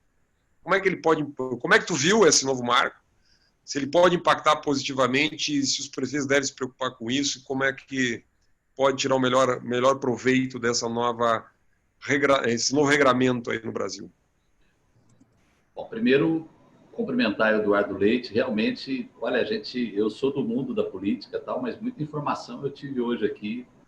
Fui ver aqui o resultado da Assembleia, foi 40-14 um projeto, 39-14 o outro. Achei admirável realmente aí, por toda essa cultura que o Sul tem, mais estatizante realmente. Vou começar pela última, Fernando, sobre a questão do marco de saneamento. Eu acompanhei muito de perto isso, fiz debates, os prefeitos muito preocupados. Eu acho importante esse novo marco, eu acho importante porque ele atrai a iniciativa privada. Acho que foi importante a gente manter a titularidade com o município, né? Eu, particularmente, tenho uma empresa de água aqui, que é uma empresa muito superavitária, e é uma empresa que tem um bom conceito da população, e eu consegui também universalizar aqui o tratamento de esgoto. Campinas é a primeira cidade com mais de 1 milhão de habitantes que tem a coleta e o tratamento universalizado, né? Mas eu vejo assim, eu acho que é bom para o Brasil, eu acho que vale a pena você ter tanto a possibilidade de ter o investimento público quanto o investimento privado. E eu tenho feito também algumas parcerias, por exemplo, eu tenho uma estação de tratamento de esgoto aqui em Campinas que ela é operada, foi construída e é operada pela iniciativa privada, e tem a remuneração do poder público, né? Então, existe dentro dessa minha empresa, dessa empresa da cidade, que é uma empresa que se chama Sanasa. Hoje ela é a número 1 do Brasil, em empresa pública municipal, ganhando até de algumas empresas estaduais também. Mas eu fiz esse modelo híbrido de administração. Só o ano passado ela rendeu de dividendos para a prefeitura 170 milhões, né? A prefeitura é acionista de 99,9% das ações. E, certamente, ela sempre será assim, uma vitrine em termos de privatização. Então, vejo como positivo o marco, né, do saneamento, e foi um grande debate e valeu a pena. Eu acho que vai produzir um resultado bom para o Brasil em termos de investimento numa área que é muito importante. Tem outras áreas que a gente precisa avançar, por exemplo, resíduos sólidos, né? Não adianta o Congresso votar um projeto dando prazo para os prefeitos se não tem uma fonte de financiamento para que o prefeito possa executar, por exemplo, fechar lixões e ter novas maneiras de tratamento de resíduos sólidos, né? Eu também estou agora com uma PPP prontinha para a questão de resíduos sólidos e tem todo esse caminho aí, nesse momento, por exemplo, é um projeto que eu estou tentando fazer desde o meu primeiro ano de governo e está novamente no Tribunal de Contas do Estado, né? Então, são esses órgãos de controle que a gente sempre tem que ter a paciência, que já foi falada aqui tanto pelo Wilson quanto pelo Eduardo também. A outra pergunta que você me fez, eu acho que é justamente isso que você falou na tua pergunta, Fernando. É você trazer as pessoas, o Tancredo Neves, já que o Eduardo falou aqui dessa questão de não querer destruir o velho e construir o novo, mas os políticos antigos passaram por dificuldades semelhantes a que nós passamos. E são pessoas que também têm coisas para nos ensinar, né? Eu gosto muito de ler biografias, e o Tancredo Neves tinha uma frase que falava que em política você não cisca para fora, você cisca para dentro, né? Então, um trabalho que eu fiz em Campinas foi trazer realmente o setor acadêmico, né? Eu trouxe o Unicamp, eu trouxe os institutos de pesquisa. Campinas tem uma situação privilegiada porque, na época do Império, o Dom Pedro II fundou aqui o nosso Instituto Agronômico, né? Que foi algo que colaborou imensamente com a agricultura do país. E depois veio a Embrapa, que foi criada pelo Paul Vinelli, né?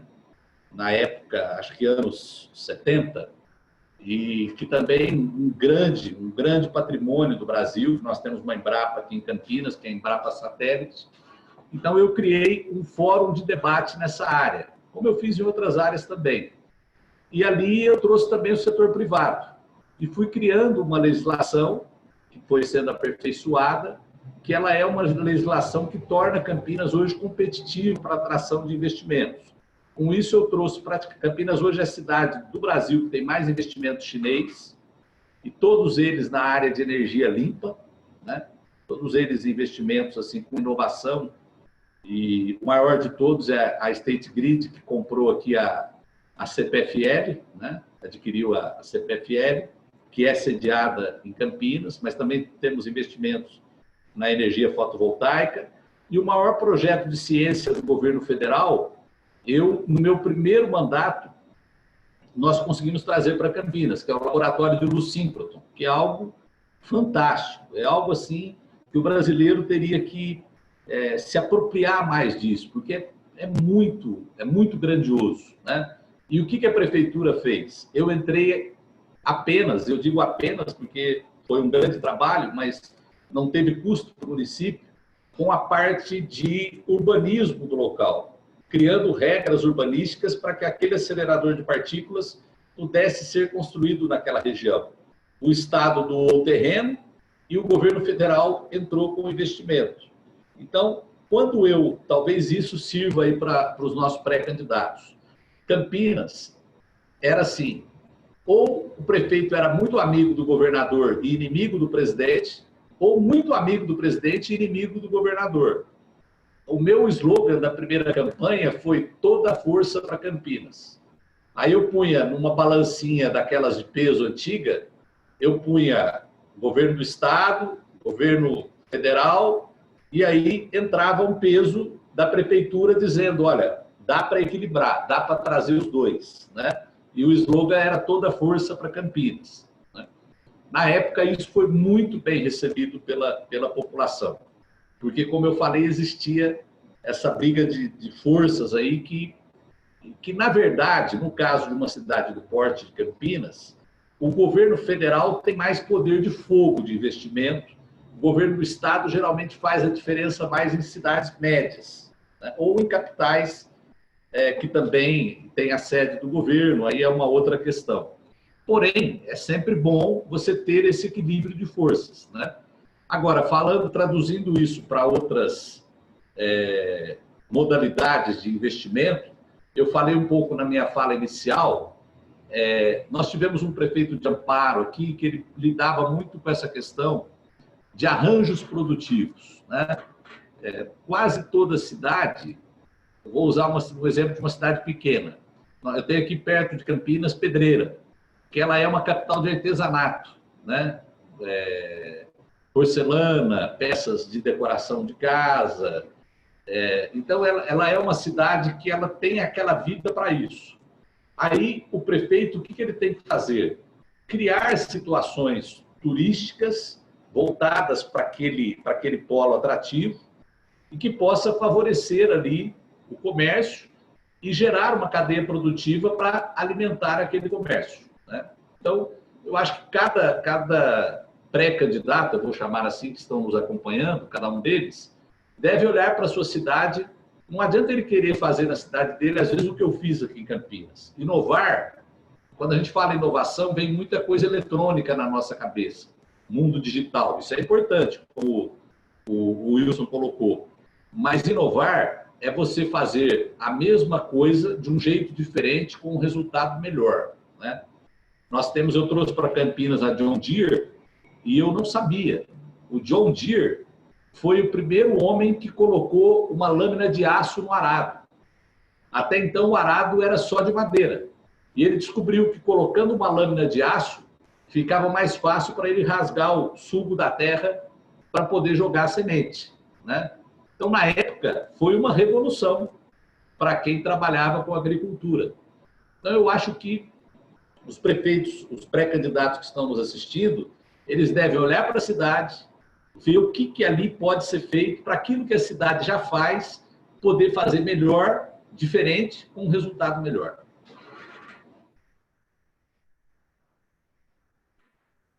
Obrigado, Jonas. Excelente.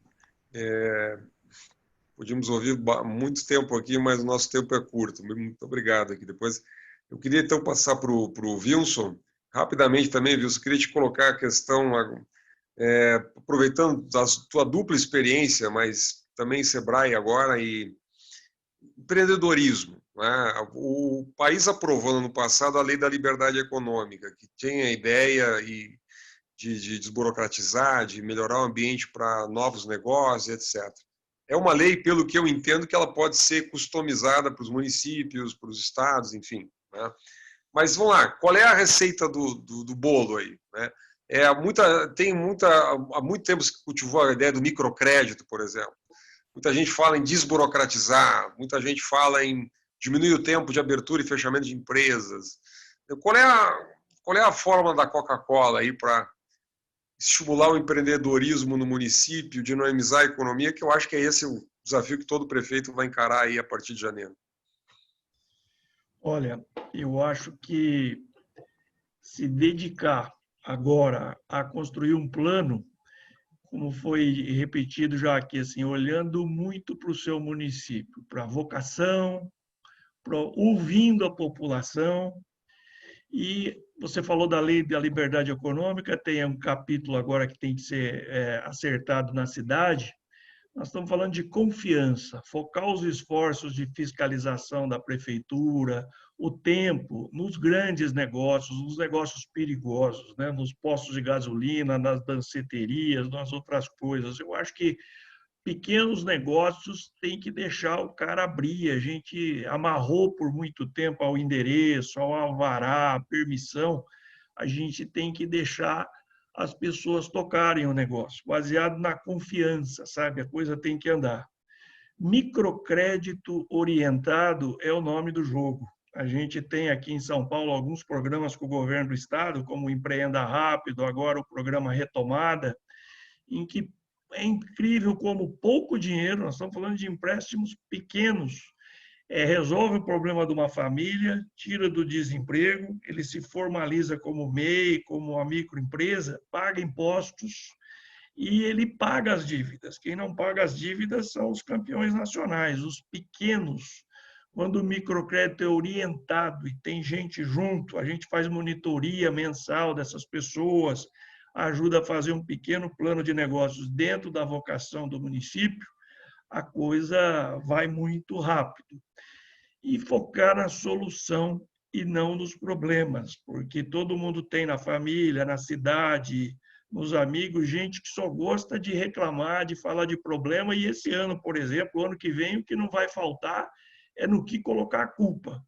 Mas o que a gente tem que gastar menos tempo é com a culpa e fazer um plano de solução. Tudo bem, o que eu posso fazer de diferente a partir de amanhã cedo? Porque a gente aqui no Sebrae já está sendo surpreendido por muitos pequenos empreendedores e outros que já estão ganhando dinheiro, já se reinventaram nessa crise, já descobriram que o consumidor quer outras coisas, está mais em casa, quer mais valor agregado. O segredo também, como foi dito pelo prefeito aí, é fugir da commodity, que nem o diabo da cruz, né? É fazer algo diferente, agregar valor. E eu acho que o prefeito tem que ter, para fazer tudo isso, ouvir a população, facilitar o empreendedorismo muito com microcrédito, pedir para que ajudar que todo mundo se formalize. E eu queria só terminar concordando muito também com o governador Eduardo aí quanto à paciência. Quem está aqui nos assistindo e começando essa jornada vai ter que ser perseverante, vai ter que ser um prefeito empreendedor e perseverante. E aí eu gosto de falar muito que vai ter que usar a caixa de rascunho, sabe? Não é a caixa de rascunho do e-mail só, não.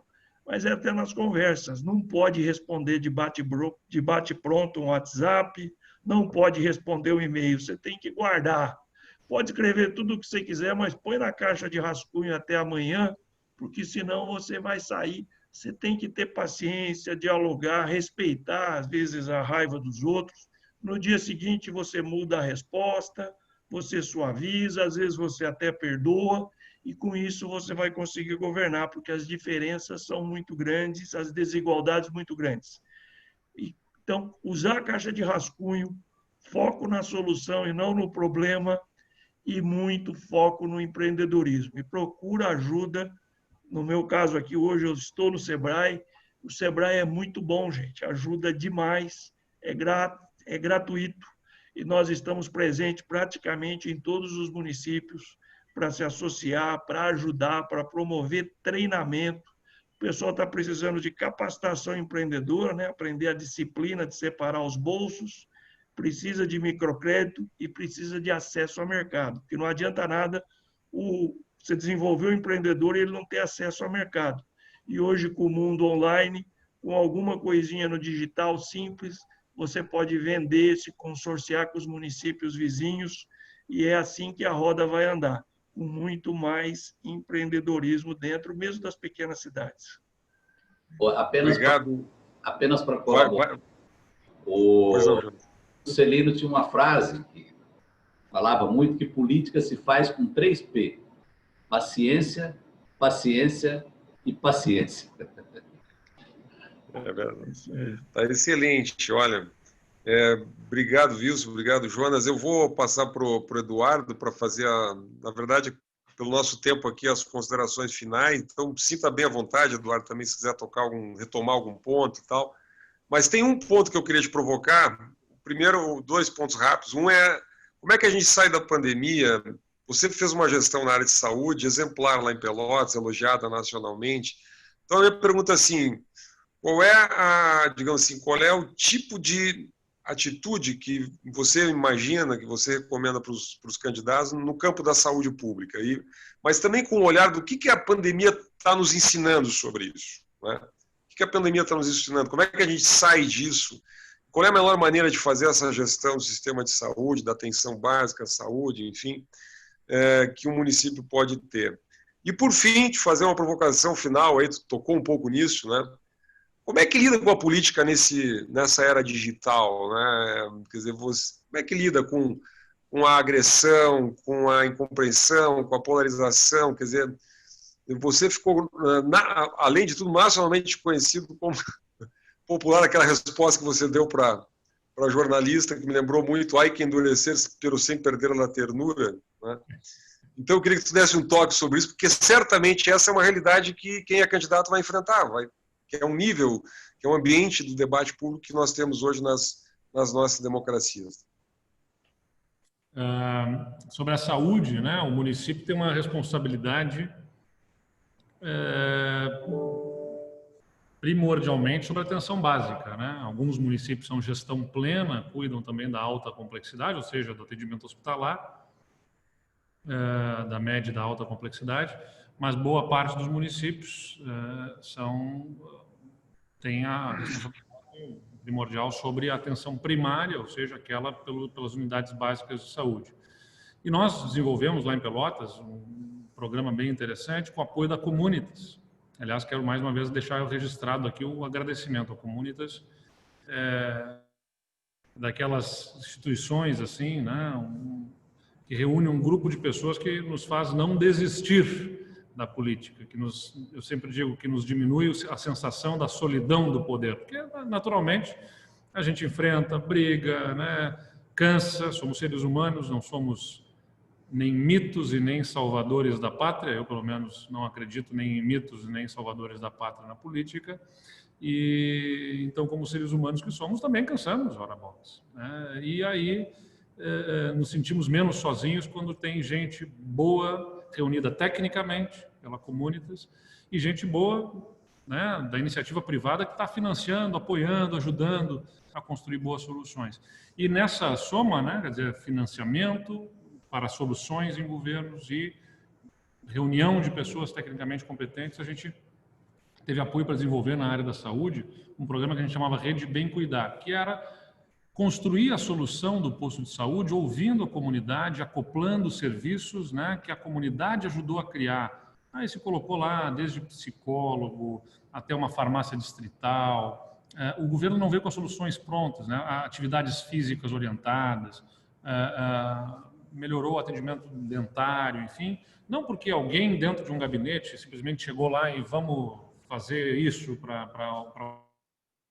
mas construindo com a comunidade. Acho que isso que é bem importante ser trazido, que nos tempos atuais, especialmente por conta das redes sociais, talvez, a sociedade, as pessoas não querem ser meras espectadoras, né? As pessoas querem ser protagonistas, elas querem participar efetivamente.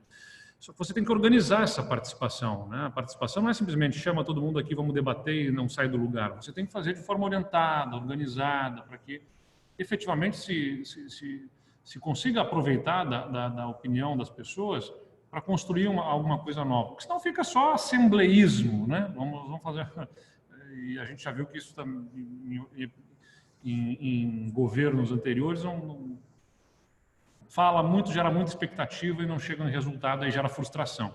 Então, fazer de forma orientada, tem processos orientados de cocriação, a Comunitas nos ajudou lá com o Telos, por exemplo, pessoal talentoso para ajudar a orientar quais seriam as soluções na unidade de saúde. E as pessoas se sentiram mais atendidas, né, no posto de saúde, que deixou de ser para cuidar da doença e passou a ser efetivamente um ponto de saúde, né, com estímulo a práticas e hábitos mais saudáveis, a práticas esportivas, hábitos mais saudáveis, uma cozinha, foi colocada uma cozinha experimental no posto de saúde para nutricionista orientar a população a como substituir alimentos para alimentação mais saudável, enfim, como falei, o psicólogo, a atividade esportiva, fomos acoplando serviços para melhorar a qualidade de vida da população. Foi muito bem recebido e fez bastante diferença lá na atenção primária da saúde do Estado. E aí... Só uma pergunta, Eduardo, desculpe te interromper, mas você fez isso de maneira contratualizada ou gestão direta da prefeitura? Você acha que isso pode ser feito das duas maneiras, depende do contexto? Neste caso lá, com a gestão direta da prefeitura, não se alterou a gestão. Mas nós deixamos até, como início de debate, uma migração para um modelo contratualizado. E já na prefeitura da Paula, na minha sucessora, né, foi feito isso com a Universidade Católica lá de Pelotas, fazendo o repasse da operação de algumas unidades de saúde para a operação pela universidade de forma contratualizada. Aliás, nós construímos uma UPA lá, que também a gestão é contratualizada, com uma fundação para a operação, como eu disse, dentro da lógica de o governo contrata e o operador direto, onde ele acaba sendo pouco eficiente, ele contrata as entregas, que são monitoradas, medidas, e que inclusive geram glosas, né? Quer dizer, não prestou, não atendeu, não chegou na meta, é glosado da remuneração. Teve vários meses lá que a UPA não produziu os resultados, né? Corta a remuneração, suspende, paga parcialmente, o que é melhor, inclusive, para a gestão dos recursos públicos. Então, posso interromper de novo aqui? Eu estou interrompendo bastante, mas é um mediador aqui. Queria só uma rápida opinião, Jonas, sobre esse ponto. Contratualizado, a gestão direta, pode ser os dois modelos, como é que é em Campinas, só para a gente bater uma bola final aqui. Olha, Fernando, você sabe que eu consegui passar uma lei aqui, uma lei que nenhum outro prefeito conseguiu, que era você poder fazer a contratação, você poder conceder o serviço público, a execução, para a iniciativa privada em todas as áreas. Eu tive um problema no meu mandato, que foi uma contratualização com uma OS de saúde, que foi muito complicado. Então, eu lamentei muito, foi algo que frustrou, algo que é bom, acabou. Eu fiz um modelo muito correto de disputa, né? E a ganhadora não exerceu como deveria a função para a qual foi contratada. Aí eu criei um outro modelo de gestão, né? Que é uma autarquia muito semelhante ao que eu falei da água. É uma autarquia que se chama Rede Mário Gatti. Eu dividi a saúde em dois pontos. Saúde básica e criei uma rede de urgência e emergência, onde engloba 4 UPAs, 2 hospitais e o SAMU, né? E nessa rede eu criei esse novo sistema de administração. Ele é público, porém ele contrata serviços. Eu vou explicar. Por exemplo, a parte de oftalmologia dos hospitais é uma empresa que presta o serviço. Ela entra com os médicos, ela entra com a mão de obra e ela tem, claro, um parâmetro contratual para entregar aquele serviço. Então, eu acabei tendo uma gestão pública, aliás, é um modelo muito novo no Brasil e muito interessante. Ele quebra esse paradigma de você estar... porque a verdade é que as organizações sociais elas estão muito desgastadas, né? Com poucas exceções que prestam serviço nessa área de saúde, principalmente nas últimas operações que ocorreu no Rio de Janeiro e outros locais. Então, esse modelo que eu criei de gestão da Rede Mário Gatti, ele é um modelo interessante porque ele mantém o controle da gestão pública, mas você pode trazer uma eficiência do setor privado na prestação de serviço. É um modelo que está dando certo. A saúde, eu fiz uma grande estruturação também na saúde básica. Aí a saúde básica ela é gerida totalmente pelo município, só que eu fiz um projeto com o governo do estado que chama Saúde em Ação. É o primeiro investimento que o BID fez em saúde e deu um resultado fantástico. Tanto é que o BID já está fazendo um segundo programa. Para você ter uma ideia, eu construí 40 centros de saúde novos e reformei os 60 que já existiam. Reforma, sim, praticamente foi construído um centro novo. Então, eu estou entregando nesse período do meu governo uma rede de saúde totalmente revitalizada na saúde básica.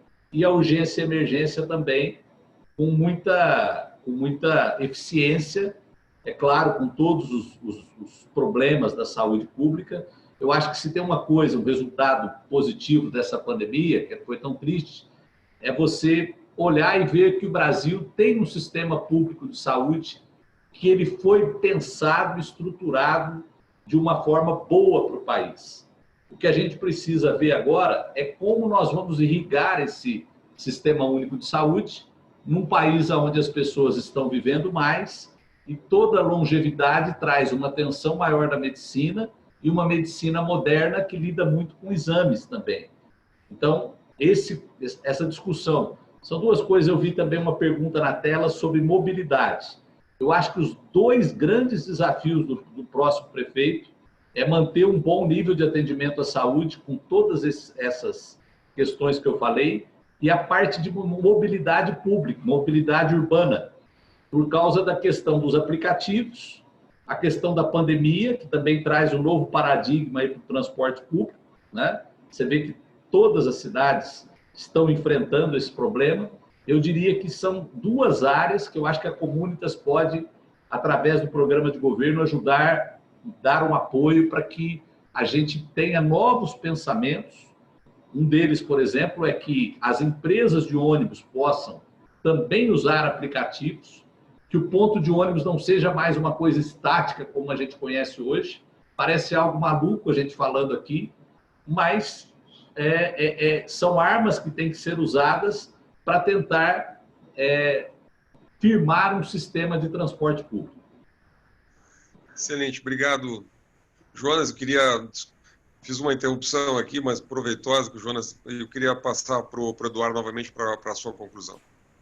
Não, só a outra pergunta que eu tinha falado era sobre a questão, né, da como lidar com as redes sociais, e falou tem que endurecer, hay que endurecer pero sin perder la ternura, porque teve um episódio, para quem não acompanhou aqui no Rio Grande do Sul, que uma jornalista, na verdade ela não é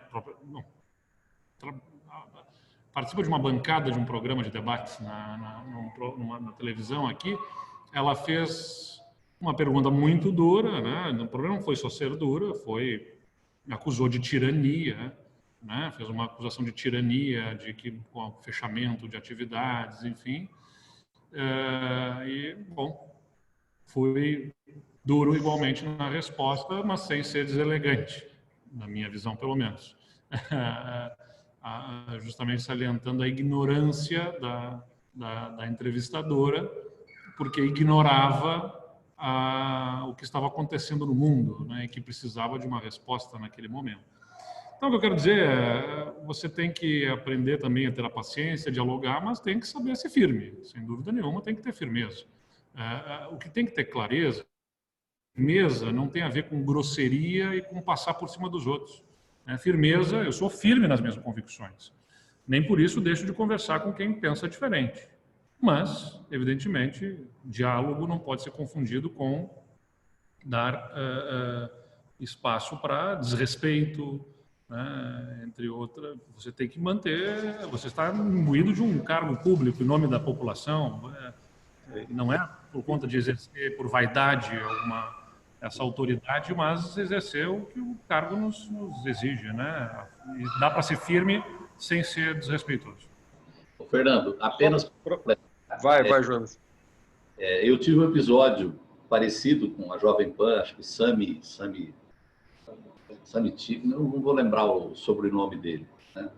É um rapaz que ele costuma ser agressivo nas colocações, e eu tenho falado assim, nós, políticos, temos que ter pouco de paciência com a imprensa. Principalmente nesse momento, que a imprensa está perdida nesse novo mundo digital, né? Ela está tentando se achar também. Então, muitas vezes, uma maneira deles tentarem se colocar é tentar criar um personagem, né? Você vê várias tentando criar um personagem. Então, eu acho que eu vi esse episódio do Eduardo, acho que a tranquilidade, uma resposta firme, é claro, a altura do que foi a indagação, mas você manter a tranquilidade, isso aí tem uma aquiescência boa também, e é uma boa oportunidade né? Nem sempre... o Wilson também, eu estava aqui até rindo com o Alex, que está me ajudando aqui, quando Samidana chama o rapaz, lembrei aqui. Não foi de propósito, não, que eu esqueci o sobrenome, aqui realmente Samidana. E o Wilson falou nesse negócio da caixa de rascunho, isso é um conselho muito sábio, né?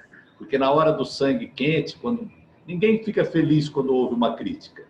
Então, você tendo um momento para pensar, você sempre responde um pouco melhor.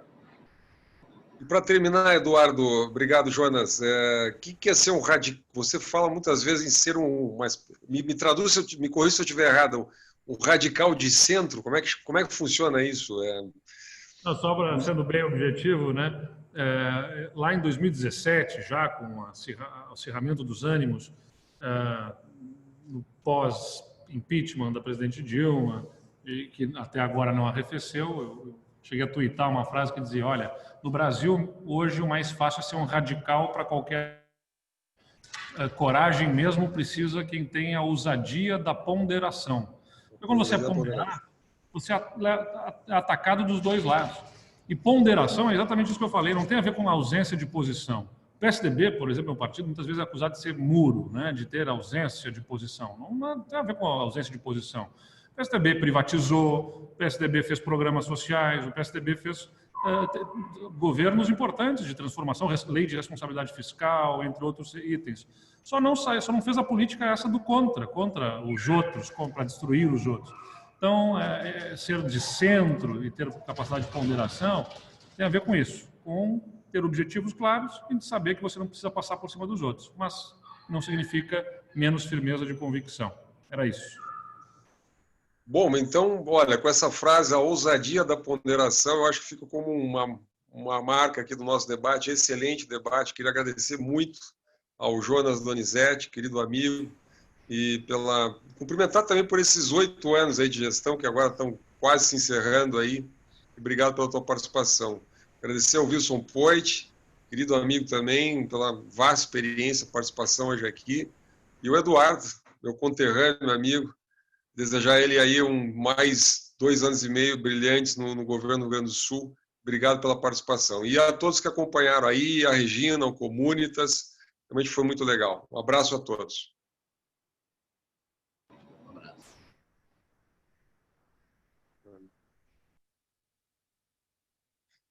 Terminamos aqui.